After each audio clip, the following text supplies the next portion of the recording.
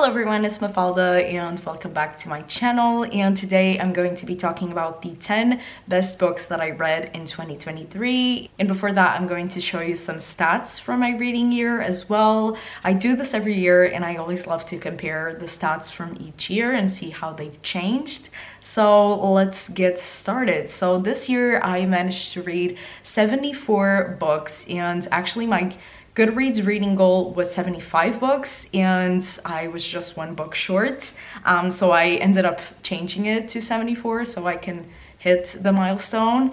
And yeah, I'm really happy with that number, and I'm really happy with all of the books that I managed to read, to be honest. And I feel like it was a good reading year overall, especially in terms of like comparing it to last year. I feel like last year I was reading a lot more books because I was pressured to read them, and also I was pressuring myself to read more and more because of stupid reasons, honestly. And this year I just felt like I was reading for myself and for my enjoyment, and it was just a really chill year. And the fact that I also set my goal only to 75 and not 100 books, for example, also made me appreciate the books that I was reading a lot more and be a lot more, I guess, chill about reading, because in 2022 I really wasn't chill at all about my reading because I had this certain expectation of the amount of books that I wanted to read every month. And since my life and circumstances have changed, I obviously have to adapt my reading accordingly.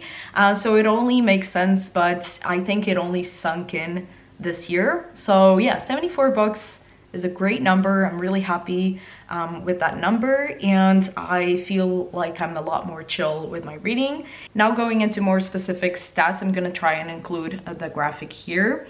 And I think my average, I didn't really do the math, but I think probably my average books in a month is probably like 5 or maybe 6, but most likely 5 actually. And the month where I read the most was in May with 9 books, and the month where I read the least was November with 4 books, which is still pretty good because it's a book a week, and that month was just crazy for me. So I'm really happy that I managed to read 4 books. Just looking at the graphic, it kind of feels like it's going down, and it kind of is, but at the same time it's only because in April and in May I was just like really inspired and I read a lot, but then kind of the other months are around like 5-6 books. So yeah, I guess it's not that bad and I'm really not upset about this. Then the books by genre, I kind of compared it to last year and I feel like it's pretty much the same.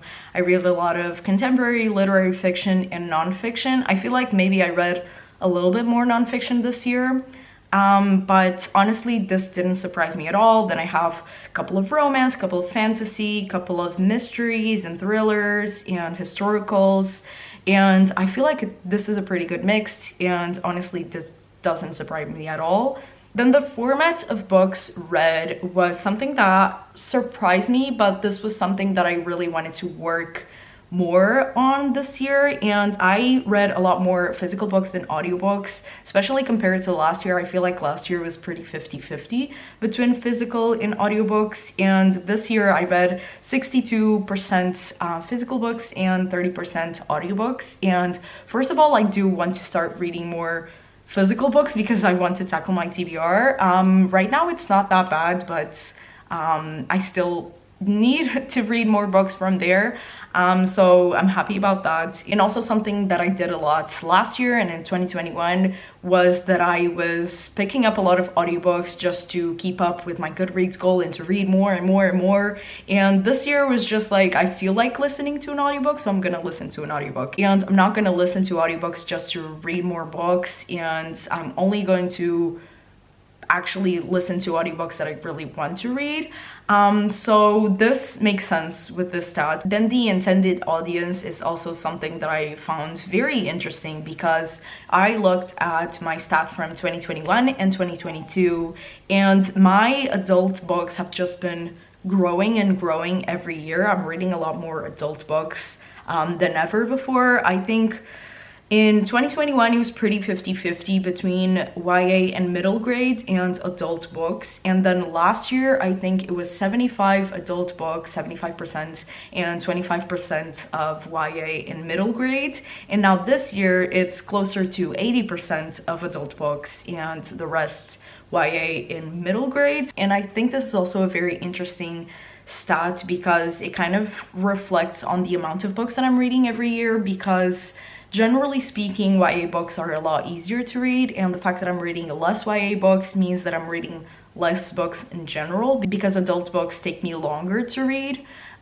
because they're obviously a lot denser in terms of story, in terms of writing mostly. And I'm really happy with the stats. I feel like the tendency going forward is for me to read more adult books. I'm not saying that I'm outgrowing young adult books. There are still a lot of young adult books that I read and that I really enjoy, but I just have been gravitating more towards adult books. So yeah, I think this has a tendency to grow for sure. And then the next stat is the one that I'm most bummed about, and this is obviously 100% my fault. And I do gotta say that I kind of slacked with this and with keeping this in mind throughout the year, which is the author ethnicity of the books that I'm reading, because compared to last year, I am reading a little bit more white authors than I would like to, because I think last year I read 38% white authors and this year was 45%, and I really want this stat to change, and it has been changing throughout the year since I started my booktube channel in 2019. I feel like I've been reading less and less white authors, and this year was the first year that I really slacked. And I could try and find a reason to justify this, but honestly it has no justifiable reason. It's just that I wasn't thinking about that, I guess. I want to change this, and I really want to maybe read even less white authors in 2024 than I read in 2022, which was I think 38% from what I remember. So that is something that I want to work on in 2024, and something that I don't really have a graphic for it, but that I was kind of actively trying to do better this year, because it's a stat that always falls short every year when I do this type of video, was that I read a lot more translated books this year, which was really nice. I think I read maybe like 10 out of the 74, which is still not enough, I guess, but I am actively trying to look for more translated work and to read more translated fictions. Now going into the best books of 2023, and first I just want to say something, because picking these books was first of all hard, and normally I look at the books that I gave 5 stars or 4.5, but this year I was really looking out for the books that left the biggest impression on me, because I feel like there were some books that I gave them 5 or 4.5 stars, but they just, throughout the months, they didn't really, like, I really liked them at the time, but at the same time, I kind of forgot about them, and I just don't think about them anymore. And there are some books that I gave like 4 stars, but I think about a lot more, and they left a really big impression on me, and they really surprised me. And so I try to pick books from that category of books. So these aren't the books that I gave the higher rating. Some of them I gave like 4 stars, but still they left a really big impression on me, and I just still think about them, and I didn't really forget, because, like, for example, I read some books at the beginning of the year that I just completely forgot about, but I gave them 5 stars. Maybe at the time I thought it was an amazing book and a new favorite, but I also now at the end of the year remember nothing from them. I think giving ratings to books is always really tricky for me because of this longevity aspect, because I am someone who forgets books really easily, and I think the ones that really stick in my mind and that I don't forget about are the ones that deserve the praise and that are ultimately my favorites. So that was definitely my criteria for picking books as my favorites of the year. And yeah, I guess let's get started because I have 10 books to talk about. I'm gonna try and go through them quickly, and also there are some books that I have mentioned in previous videos, so those books I'll try to keep it kind of like shorter. But yeah, let's just get started. I'm gonna go through the books in chronological order of when I read them. My first favorite of the year was Open Water by Caleb Azuma Nelson, and this I read back in February, and it was just such a beautiful story. And this is about a boy and a girl who are both Black and British, and one day they meet at a pub, and they are both artists, and they're both kind of like struggling to fit in, and they kind of develop this friendship that then turns into more. And it is basically a love story. It is a very short book. It's 150 pages, and it really packs a punch. Honestly, it just really shows how comforting and beautiful love can be, but also all the complicated aspects of love and a relationship in general.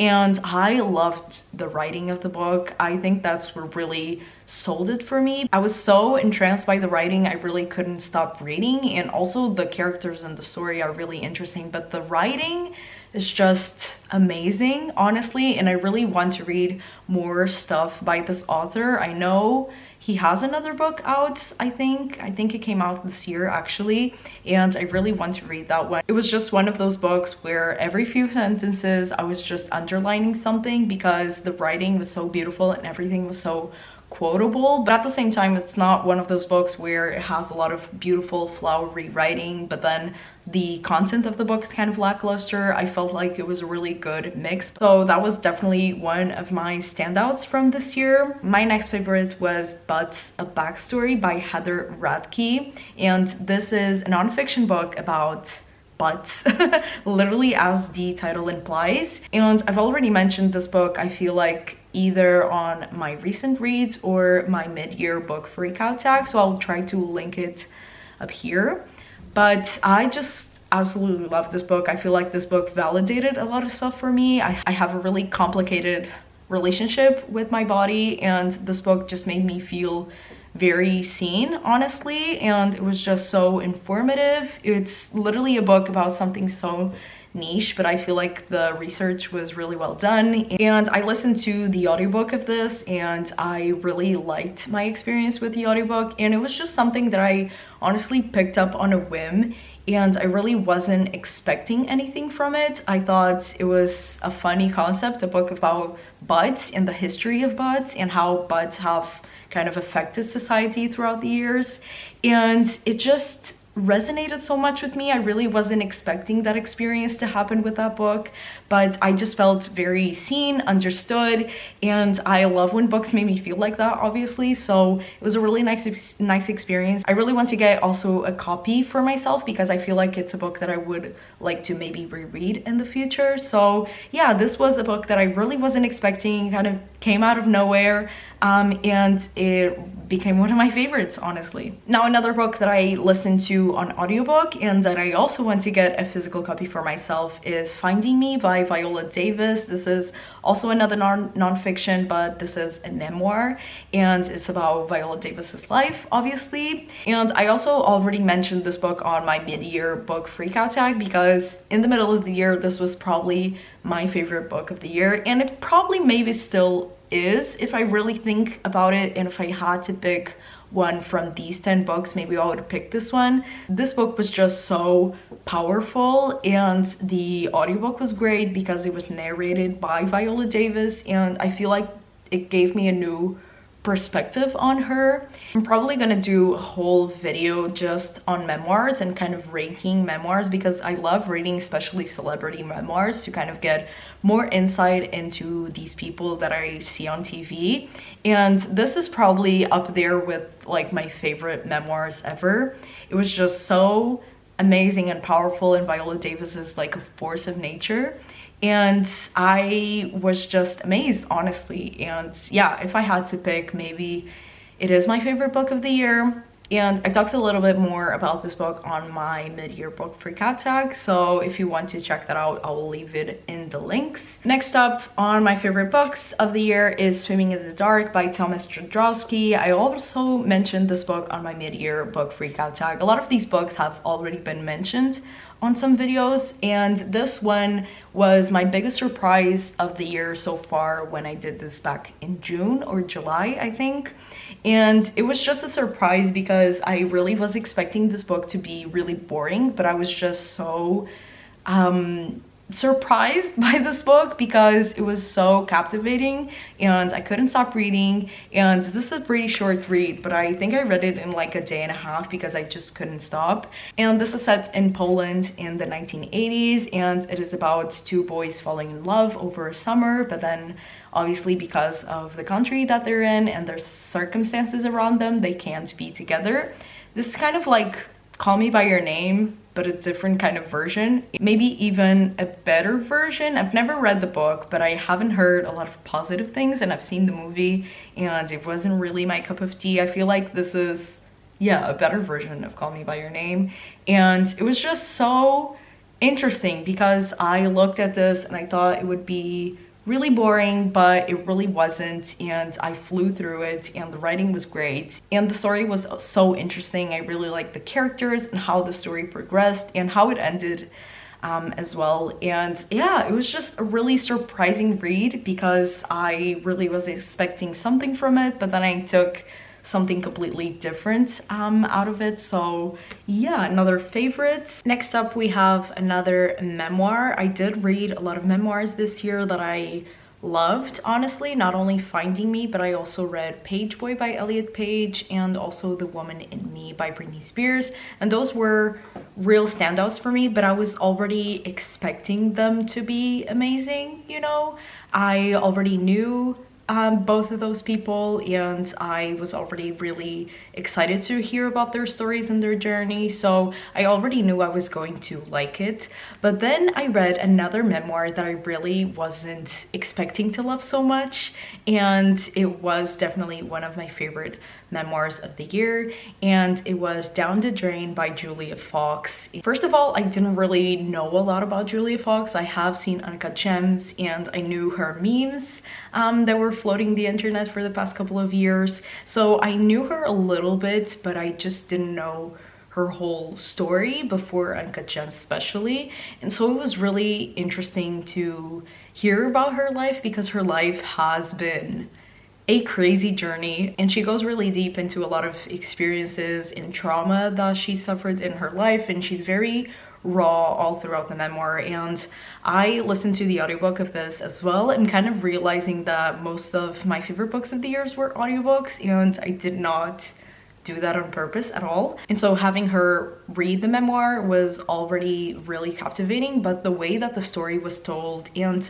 also the writing of the book really surprised me. And I honestly listened to the audiobook super quick because I was just so interested in hearing more about her experiences. She has had, like I said, a crazy life, stuff that I wouldn't even think of.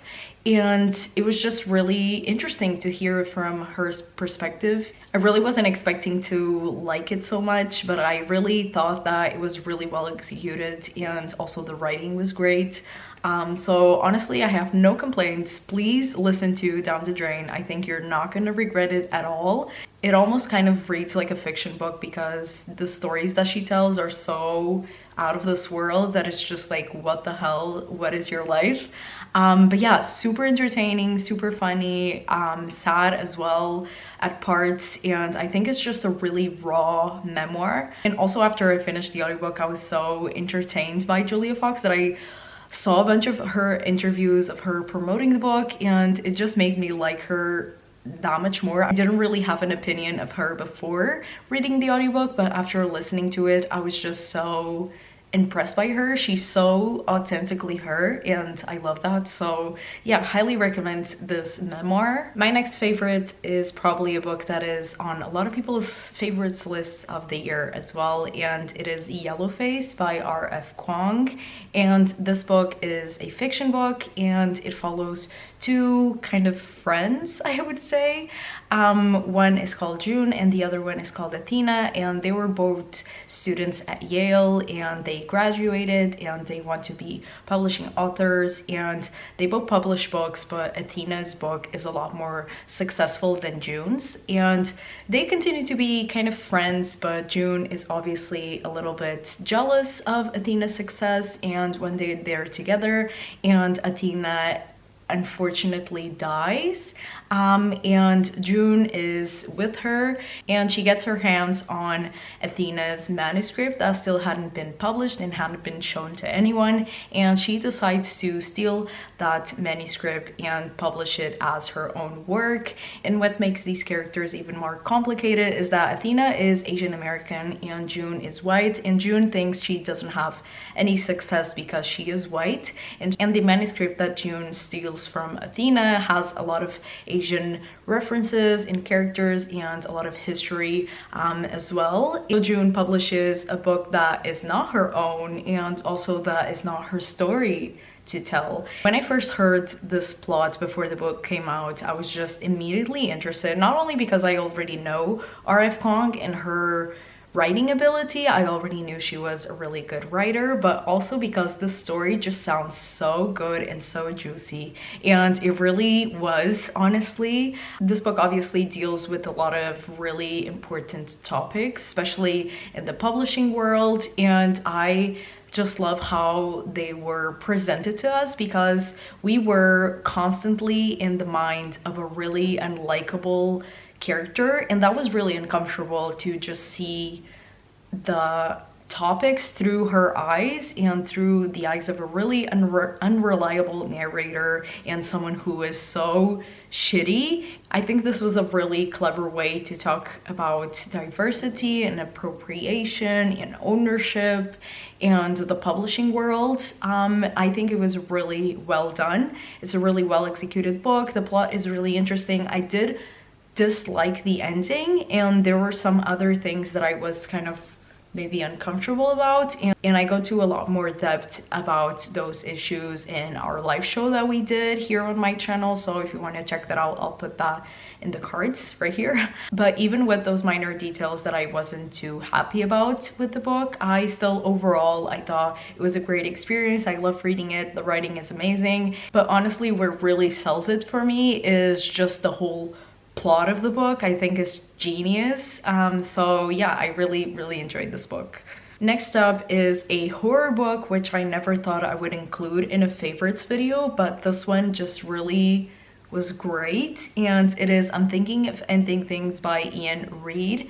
And I listened to the audiobook of this, and maybe if I read it physically I wouldn't like it as much. I think the audiobook is really the way to go with this one. I think it's a really well done audiobook, and this book follows a girl who has been dating a guy for a few months, and she decides to go to his parents' house for dinner one night, I think.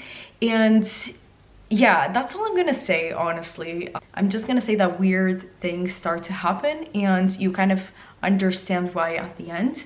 And there are also some chapters in between, like the main plot line, where we know someone has died, and it all makes sense at the end, obviously. But this book was just so haunting. Listening to this audiobook was just such an experience. I honestly kind of don't want to say anything and don't want to give it away. I just want to say, like, read it, because it was so well done in my opinion. I'm just gonna say the book was really creepy. I love a good plot twist, and also the movie doesn't really do it justice at all. I saw the movie that is on Netflix after I read the book, and the movie has nothing to do with the book. Well, it kind of, like, the main plot is the same, but it just takes on a whole new turn that I really didn't like, and I feel like the book is a lot better than the movie. And this book made my favorite books of the year list because it also really surprised me. I feel like most of these books are because they surprised me and I kept thinking about them after I read them a lot. And this is definitely one of those books that I really wasn't expecting. And also I've been trying to read more thrillers and more horrors, and they haven't really done anything for me. And this one was the only one, at least in the past couple of years, that has really surprised me and really shook me. So yeah, that's why. Now changing gears completely, the next one that I would like to talk about, it is TJ Power Has Something to Prove by Jasmine Cardio. I hope I'm pronouncing this right. And this is a YA book. I think it's the only YA book that I have on my list of 10 books. And this one was so special to me. And this book follows obviously TJ, and she's really popular at school. She's in the debate team and she's Indian, and her cousin is also in the debate team with her. But there is something that TJ and her cousin do very differently, because while TJ waxes and shaves her entire body, her cousin doesn't. And one day a meme starts to circulate at her school about comparing TJ and her cousin and their body hair, kind of like showing the expectation versus the reality, you know, those types of memes. And TJ is really mad at that and really frustrated, but also frustrated with her cousin because her cousin seemingly doesn't care. And so because of that, TJ decides to set up a resolution where she doesn't shave and she doesn't wax her body anymore like her cousin, to prove to everyone and to herself that she can be beautiful even with body hair. And this was so close to me because I am white, obviously, but even though I am white, I'm really hairy, and I've always been, and it's been something that I've been teased about and something that has affected me a lot growing up. And so reading this book, there were so many things that I just connected to so deeply. There were so many parts that I was like, same, and it just really resonated with me and my experiences. And so this book just really meant a lot to me, to see another character struggling with something that I struggled before a lot in my life. And I really liked the characters in this. I thought they were so well done. I loved the discussions. I thought TJ was amazing as a main character. And honestly, I liked everything about this book. There's nothing that I honestly would have done different. I flew through this book as well, and I think not a lot of people are reading this book, and I think it's such a kind of a niche topic, honestly, but I think it's gonna resonate with a lot of people, and it's so important. And I just want more people to read this book, honestly, because it meant so much to me, and I feel like it could mean a lot to more people out there. So yeah, I highly recommend this book. Next up is a book that I mentioned actually in my last vlog here on this channel, and it is The Bandit Queens by Parini Shroff. And this book has been very raved around the community, and I just really needed to jump on the bandwagon because this is similarly as Yellowface. I feel like this plot is just so unique and so genius, honestly. And this book is set in India, and it follows our main character Geeta, and there is a rumor in her village that she has killed her husband, because one day her husband just disappeared out of nowhere, and so everyone thinks that she killed him. And she really doesn't bother to correct this, because she also doesn't know what happened to her husband, but at the same time she doesn't mind the rumor and she's like, whatever. But then women in her village that are suffering at the hands of their husbands also start approaching Geeta and being like, I need your help to kill my husband. And this just turns into a whole thing and a whole movement of women approaching her. And this was so funny and so entertaining. And like I said, the plot is just so unique. And I just think it was really well done. I love the characters. I love the female friendships in this book. The humor in this is really dark and funny. And honestly, there's just like no book like this out there. And I really appreciate what it did and the discussions it brought forth as well.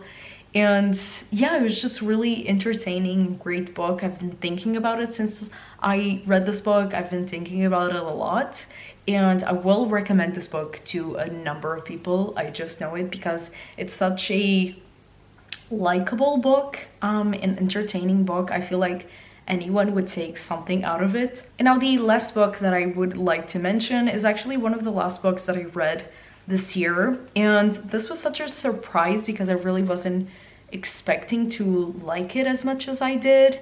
And it is The Book of Mother by Violin Huisman, and this is a translated work, which is great.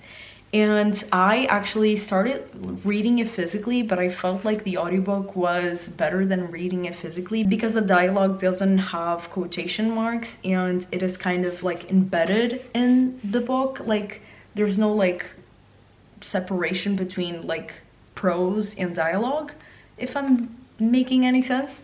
And you kind of like get used to it if you read it physically, but I felt like the audiobook was just a better experience for me, and I really enjoyed this book. This is a book about a girl named Violaine, and she's kind of like talking about her experience growing up with her mother, who was very troubled and who honestly gave her a lot of traumatic experiences growing up. And that is kind of like the first part of the book, is Violaine talking about her childhood and how it was growing up with such a flimsy and complicated mother. And then the second part of the book is the mother's story and what really happened to her and why she liked this. Because the first half of the book I was just kind of like disgusted by this person and what she did to her children and what she put them through, and it was just terrible. But then the second half of the book you really understand why she did the stuff that she did to her children, and it kind of like doesn't fully justify everything, but you kind of like start to almost root for her. It was kind of like seeing the original Star Wars, but then seeing the prequels and what really happened to Anakin Skywalker to become Darth Vader. It's kind of like a sequel and a prequel in one book, because you kind of like understand why this person was this way. And I just really liked the way that the story was told. I really wasn't expecting this like dichotomy of like the girl's life and then the mother's life. I really wasn't expecting the book to be done like this, but I thought it was so well done, and I love the writing in this. It was beautiful. I tapped a whole bunch, you can't really see it, but there were so many quotes that I was just like, damn, this is heavy and powerful stuff. But I loved it. Unlike the Bandit Queens, I would not recommend this book to everyone. I think this is a really heavy and dark book, but if you're looking for something like that, I would definitely recommend this one because I really enjoyed it. And I guess that concludes my favorite 10 books of 2023. There were definitely some other highlights, but I feel like I already mentioned most of them on this channel. So yeah, I guess those were my favorite and standout books that I still think about to this day. I really hope you guys enjoyed this video, and I will see you on my next one. Bye!